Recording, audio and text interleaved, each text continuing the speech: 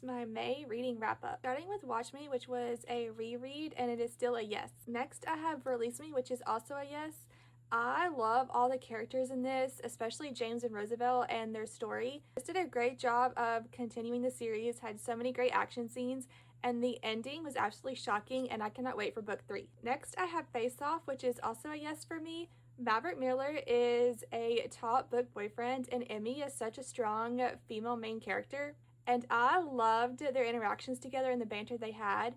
Plus, all the side characters are amazing, and this is a group that I would want to be like best friends with. Next, I have Thrown in the Dark. This one is a yes to a slight maybe. It was a really fun like fantasy romance, like this sort of adventure to it.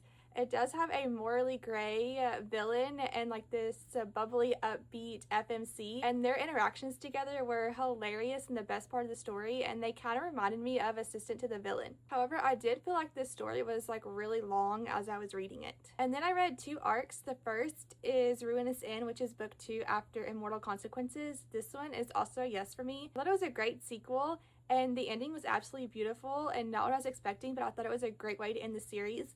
This one is also full of twists and turns and shocking reveals that I was not expecting. However, I did think this one was slower paced than the first one and not as intense. And then last, I have You're the One That I Haunt. This one is 100% a yes. This is my favorite book that I read in May. It is almost like a ghost story version of the movie My Best Friend's Wedding. It follows Libby, who is in love with her best friend Carter, and after he spends like the summer in London, he ends up coming back engaged. However, Carter's family has this secret curse where they know how they are going to die.